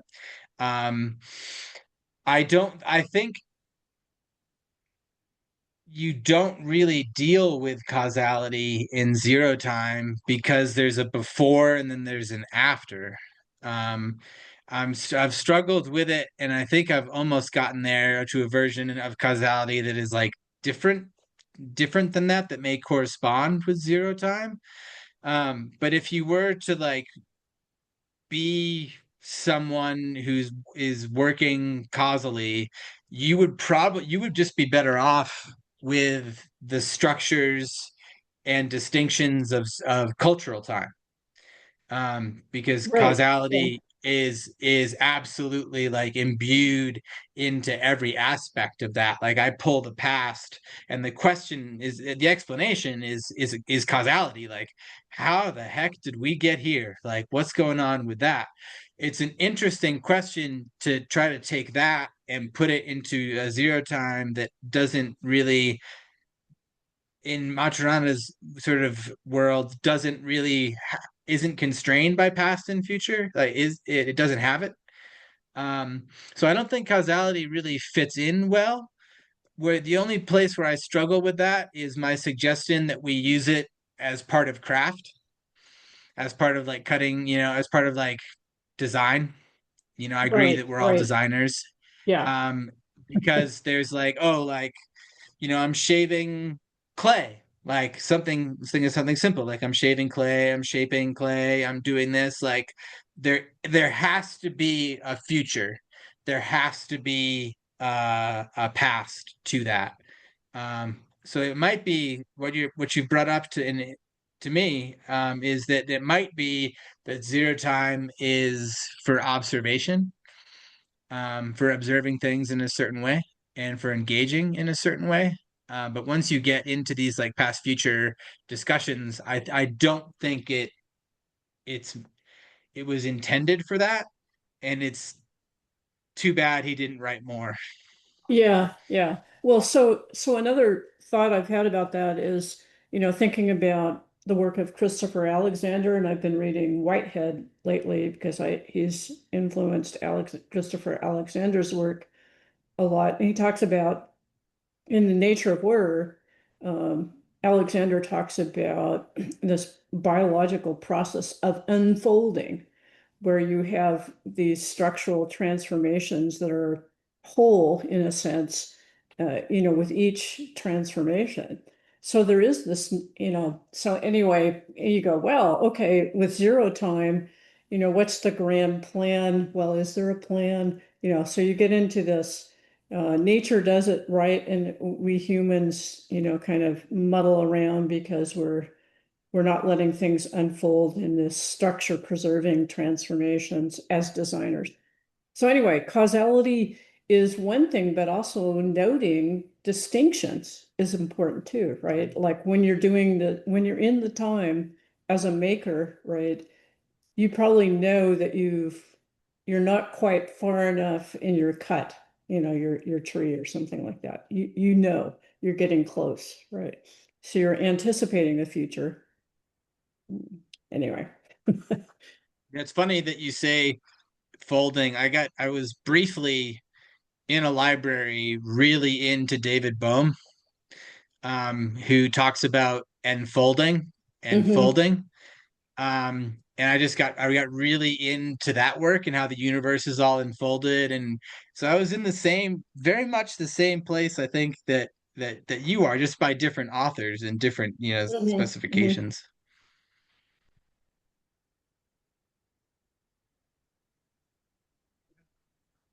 Okay. Kinsey has her hand up. All right. Yeah, as long as there's no one else, since I've already talked. I was interested in something you said that I didn't quite understand, and it relates to another thing I noticed, which was the idea of non-intersecting domains. And Mm-hmm. so the the clear question was, like you mentioned, the two different futures, transformation and conservation, and that conservation could be worse. And so I was curious about that. See if you could like talk a little bit more about what those were and in what way they were mutually exclusive, and why where the valorization came from. And that relates to the non-intersecting domains in that I was curious because design theory and complexity studies for me are mutually constitutive. So it was interesting to talk about those Yeah. as non-intersecting. So if you could just, Mm-hmm. the question and kind of the comment. Yeah, definitely.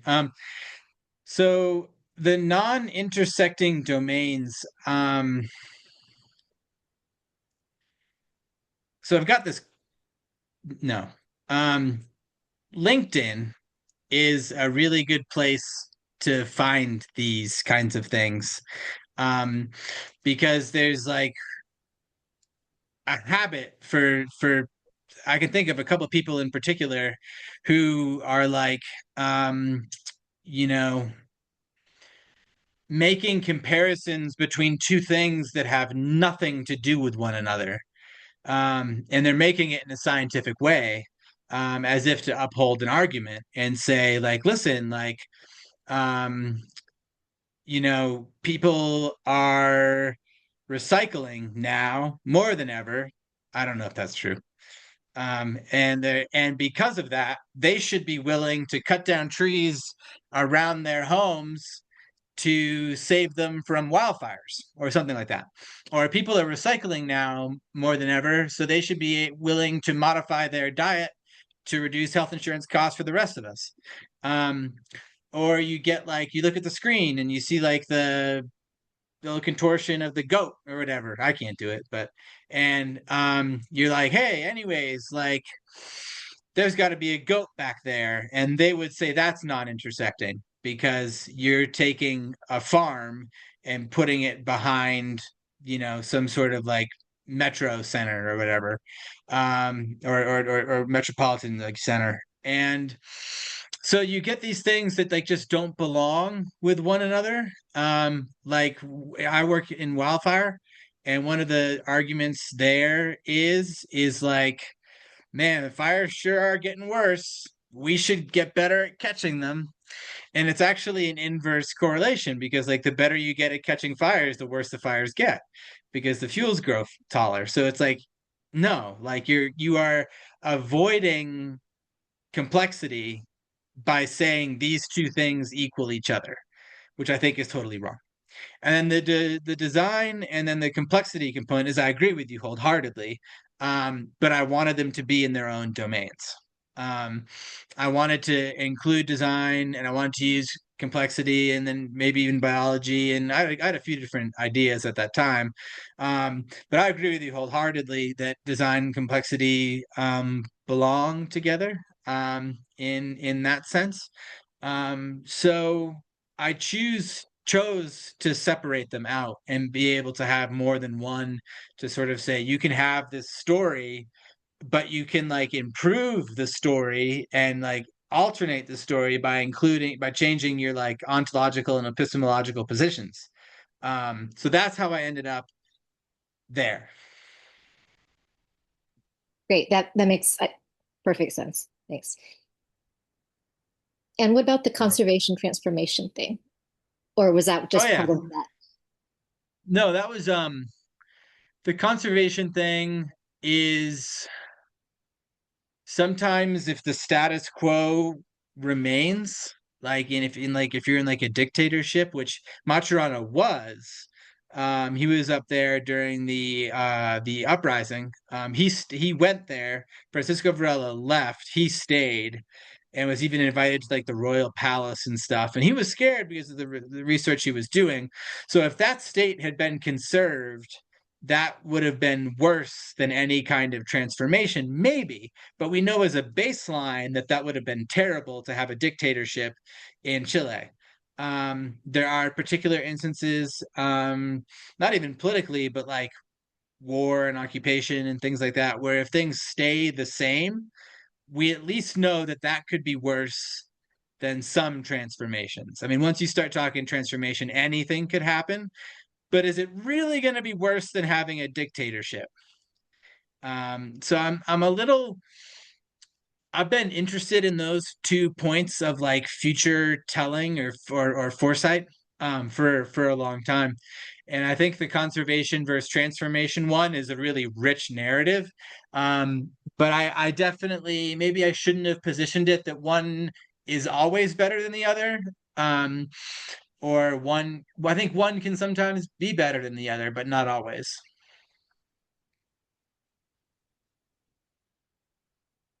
Okay. Was that it, Kinsey? I was going to say, what about a combination of the two? I mean, well, you can have something conserved in the present. We know that from Maturana.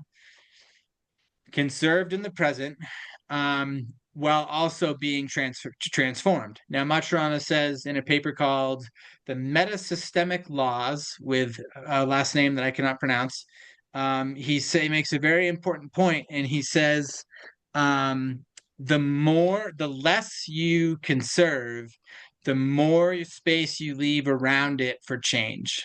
Mm-hmm. So we could conserve a lot of things. I think there are certain countries with certain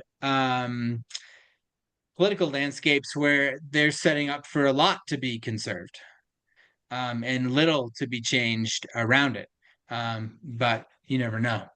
So yeah, I think you're right. You can have something conserved in the present and then have transformation around it based upon that sort of line from metasystemic laws.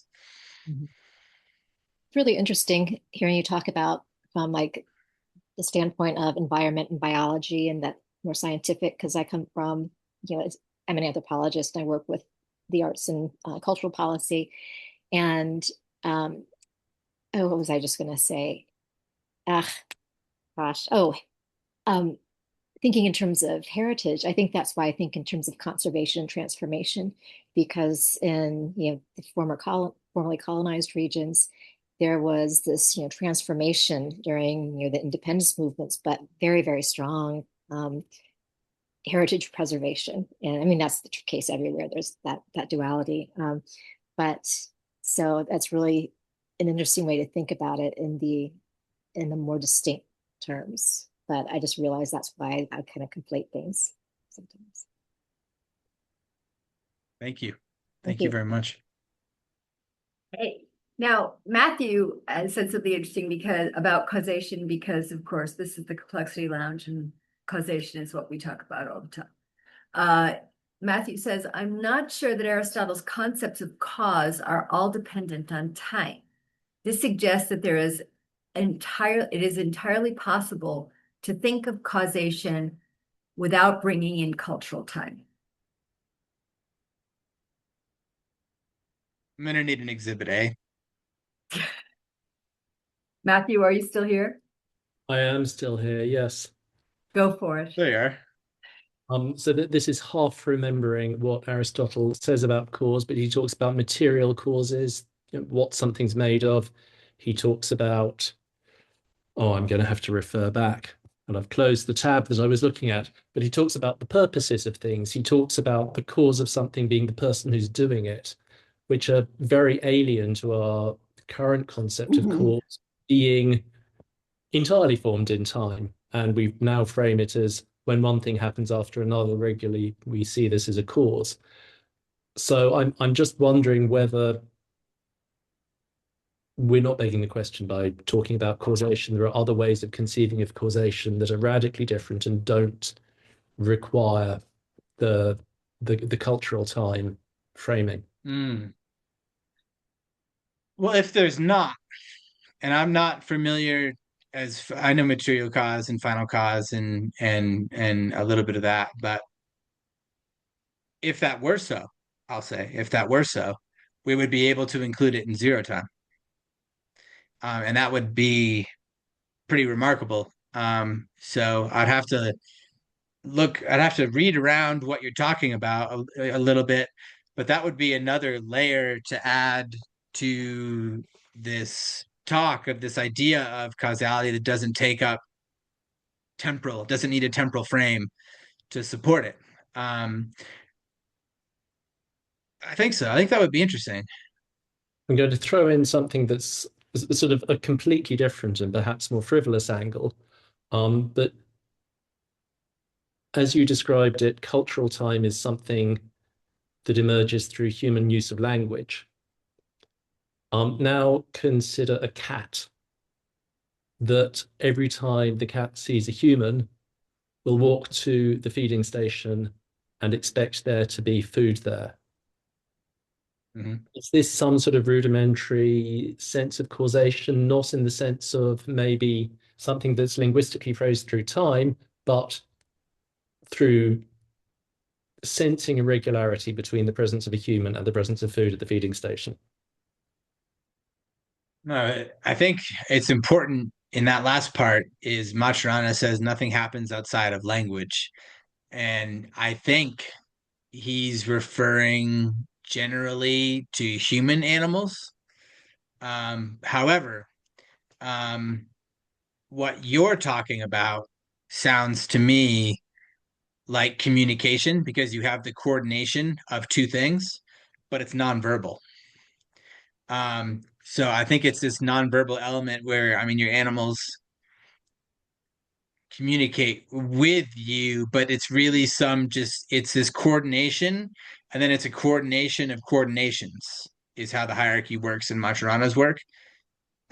So you have all kinds of like coordinations that you can go through, and you walking to the kitchen, or like even like doing something like loosely related, like opening a tuna can, like, and not a cat food can, is like the same gesture to a cat. I mean, they'll buy into tuna anyways, but I think that's like a coordination that's nonverbal. That would be my answer to that based on Maturana's work. Right. So your answer is, to put it perhaps too crudely, that there is communication here, there is language here, even if it's nonverbal language, and therefore it is legitimate to think of this as engendering cultural time. Yes, I do. I also, before you go, I'd like to ask what part of Aristotle's work you were referencing. That would be really useful. I was thinking of Aristotle's definition of causes. So as you were describing, and thinking back to them, that they seem to be a completely different framing of causation from the one that we're familiar with now. Great. I'll look into that. Thank you. That's kind of you. Although, I mean, Matthew, I would argue that the four causes exist in cultural time. In other words, Rebecca's laughing at me. That when I say that the formal cause is what something is made of, right? Well, it was made in cultural time as well. When I'm looking back at it to say, what was it made of? I am looking at it from the perspective of cultural time. Same thing with, you know what I mean? Like the definitions, you've tapped into a really rich vein here, and my head hurts a little bit. But as we were thinking about this, I was sort of thinking about, and it's the same thing with for me, it's the same as the cat example in some ways, because the cat is responding to what the human is doing in cultural time. Well, or when I go to feed the cat. In processual relationships too, you could also argue Yeah. that, not say about time. Yeah, I mean, but like the cat is responding to my sense that it is time to feed the cat. But it doesn't have to think about time in order to do that. No, the cat doesn't, but the cat is in, the cat is in relation to my definition of cultural time. Okay. My definition of Yeah. when it's time to feed the cat. I mean, cats are hungry all the time, is my understanding, so Or like dogs, yeah. Yeah. I mean, Greg, does what I'm saying make sense to you? Because I could go down this rabbit hole and drive myself completely around the bend. Well, let's, but I think you're right about cultural time. Yeah. I would say, that makes sense to me. But yeah, I think zero time, because zero time seems so unlikely by comparison, that there is cultural time. There would have to be some sort of transfer of that or understanding of cultural time, to be able to say, yes, that's what's happening here. But at the same time, yeah, I think that's it. The Aristotelian causality is something I was reading from Alicia not too long ago. At the beginning of the context changes everything. So familiar, but not as familiar as the three of you maybe. But it sounds like something that could be added to this presentation. And then we'll just do it all over again. Yes, a 9-hour presentation on Maturana and time. And some other stuff, some other cultures as well. At a later time, right? At a later time, yes. So do we have any other questions? Does anybody else have any Yeah, comments? just a kind of a quick one, trying to get down as sort of the nuts and bolts level of, working with groups. For example, in labor relations, we had this a lot where say call it the management subculture or culture and the worker culture have two different cultural times that are often, the clash. And they both redefine, have defined their present based on their culture time. And then that generates a sense of conflict. Or not even a sense of conflict, real conflict. So it's kind of interesting understanding that. And that's kind of the intersection between this understanding of time, anthropology, and understanding the cultures in play, communication, and how do you resolve them. And they're sort of all played together in order to figure out, what are we going to do at this point in time to move forward. So that's kind of what's hitting me with. Just comments or. We should talk sometime, Dave. I kind of have worked between cultural times. Yeah. For 30 years. And yeah. I used to do a lot of stuff between groups and just call it when cultures collide. Yeah, absolutely. We can. Great. Jocko. Well, wait, first let's see if Greg has anything. I'm sorry. It's okay. I'm okay.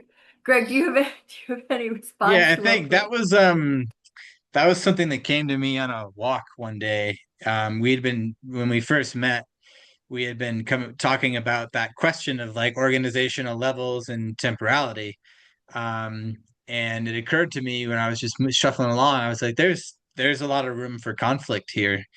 If I'm maintaining different temporal dimensions than the person that I'm like supposed to be managing, or if I'm managing and I have, really narrow dimensions, like there's a lot of things that I'm not going to see. But I like that you use the word cultural because you could be structurally coupled to each other. That's a whole other thing.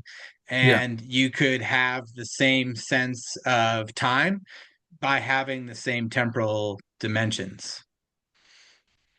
Yeah. With different cultural stories about the coupling.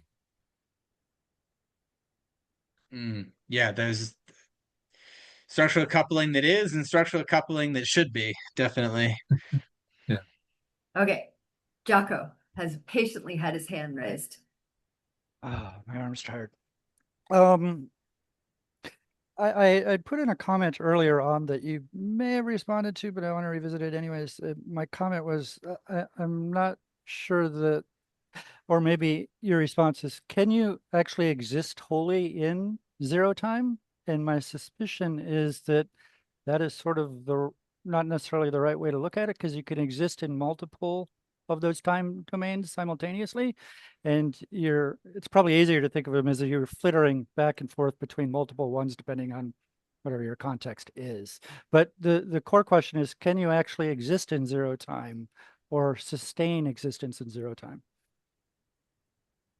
I think so. My first experiments don't really count because they were just the absence of time, and that was kind of the first step in doing that. My most recent experiments, like as I was going about doing this, I was like, well, I really better have a story here. Is I found that the best way to do it, as we were sort of sharing with you earlier, is during workouts, during hikes and runs, where I would just look at my feet, which I was, you're moving uphill, which is pretty easy to do. I could sustain zero time by repeating one to myself over and over again. And I could sustain that until I had to do something. Like I had to make a decision about which way I wanted to go, which was future or futural or and past at the same time. I think one of the closing quotes that I don't think I actually got to is this idea that we need to be able to move between the domains. So I think that's an interesting way of looking at it. Yeah, so I forgot to get, this is one that was not pre-existing. we need to be able to move between zero time and cultural time. So perhaps, Jocko, you're right that you don't sustain zero time and you don't necessarily sustain cultural time either, but it's this like transitioning of back and forth that makes things intelligible. Well, I was taking it a level even deeper than that, is that you can be in multiple ones at the same time, even on your walking thing. You're not for the usage that you want to use it. Yes, there is no pure zero time, I guess is what I'm getting at. I I had the thought that if you're an infant, if you're a baby, you're in zero time all the time. In the fact that, it's like, here's the present. The present means something I'm not aware, I'm not planning for my future. I'm not thinking of the past. I'm just am. And that's interesting to me because is that a good state to be in all the time? As humans, as makers, just a thought. There are times when we need to be in there. And Jocko, I agree with you. Simultaneously, it is certainly a dimension that I think once you're able to bop around with that, is interesting. But at any point, you might have a focus. Yeah. But as soon as you start to talk about it, you're in cultural time. Yes. That's sort of what I said earlier Yeah. in one of my comments too, is like during the presentation, were we in zero time? All right, now you're making my head hurt. Greg, wrap it up for these people. That put a bow on it. I was looking through physics time, and this presentation was 4,380th rotations of the sun. Okay. Ooh. Greg, would you do me a favor and put up your original slide so they can see how they can reach you in case they have more that they need to say to you? But I have a feeling we're going to be talking about time here on the lounge quite a bit now. But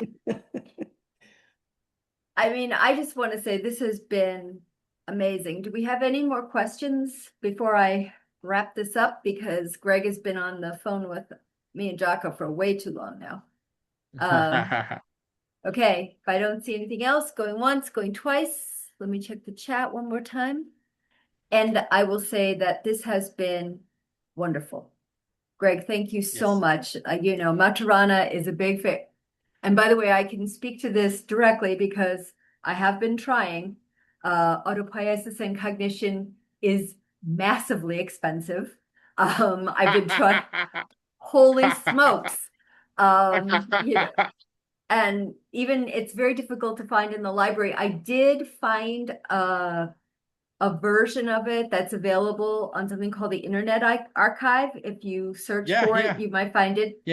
Not the easiest thing to read, but it's there. No.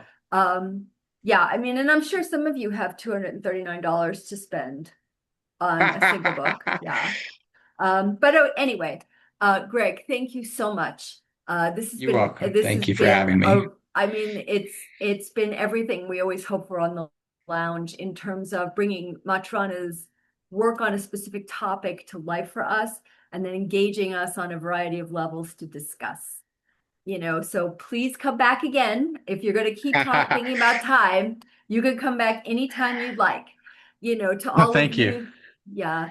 To all of you, thank you so much for coming. We do this because you guys keep showing up, and I hope that this was as enlightening for all of you as it was for us. So with that, I will say, mark your calendars. We have a couple of things coming up in December, so watch your inbox, and we will see you all soon. Bye. Thank you. Thanks. Thank you. Bye. Thanks, Gregory. Oh, you're welcome. Thank you. Nice to meet you.